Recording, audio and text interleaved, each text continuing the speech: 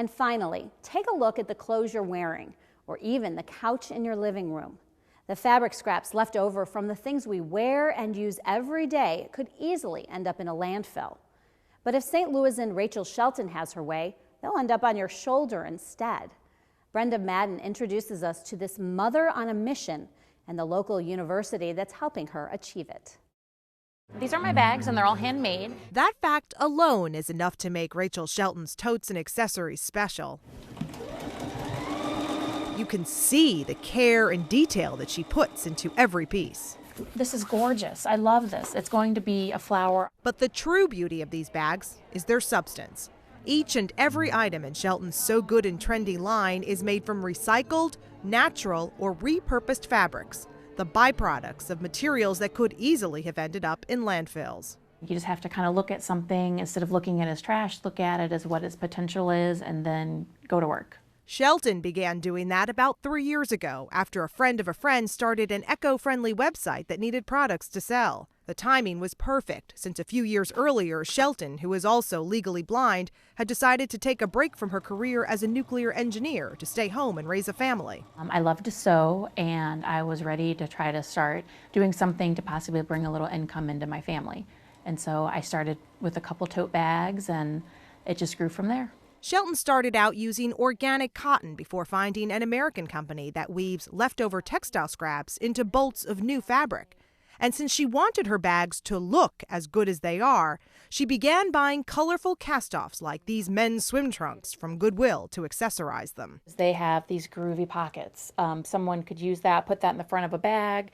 Then one day, at a Green with Indie craft show organized by the St. Louis Craft Mafia, Shelton's work caught the eye of a faculty member from Maryville University. And she noticed I had a couple upholstery samples in bags, and she said that the interior design program had lots of upholstery samples that they didn't have a lot to do with. We get thousands of samples. Since Maryville's program shares Shelton's eco-friendly outlook, it gets a steady stream of leftover fabric from manufacturers and local design firms. It was a wonderful fit because we had been getting actually a lot of residential fabric, much more than what we could possibly use, that were just beautiful fabrics, and some large pieces. So when she called, I'm like, oh, I actually have a lot you could come through. I feel like a kid going into a candy store. Especially when she saw the sample books. This is so soft. We'll make an awesome winter bag. Swatches of high-end, luxurious fabrics that are too small for major projects, but just the right size for the intricate fabric flowers that give Shelton's handbags their signature look.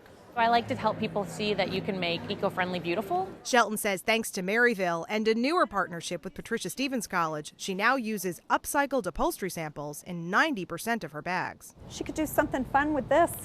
And that's the other thing about Rachel's bags that I love, seeing them not only take on a new life, but take on a new life in a personal way with somebody using their hands and their creativity to make something.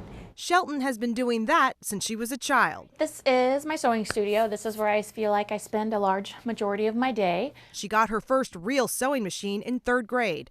That's also when she began losing her vision to a condition known as onset macular degeneration, juvenile. And this left me legally blind. I can't drive a car, which is a bummer. But other than that, that's really the only thing in life I've let it stop me. I still sew very well. I can just lay my head against the head of my sewing machine, and it's very relaxing just to push the fabric through. It also hasn't stopped her from developing new eco-friendly products. These washable snack sacks feature a lining made from recycled plastic bottles. Shelton's portable Eco Wrapper placemat includes a napkin made from the same material and pockets for utensils. And many of her bags now come with a foldable, reusable market tote. This is washable, and you've always got it with you. And both the outside and the inside fabrics are made from recycled or natural materials. Shelton sells her bags at stores like Home Eco in South St. Louis, Paste Crafts in Soulard, and the gift shop at the Missouri Botanical Garden. She's also shipped online orders to customers as far away as California and New York. But her favorite sales pitches still take place in person at craft shows like this recent Green Expo at the Missouri History Museum. It's just fun. I like seeing people's reaction and when they find out that this is one of a kind. At one point, Shelton considered hiring people to help her increase her output. But in the end, she decided she'd rather keep the production of her bags personal.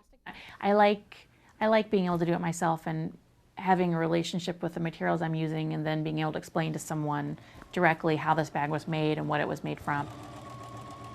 I feel like each little bag when I make it, I say goodbye to it when it sells because I'm like, goodbye friend, you know, I made you.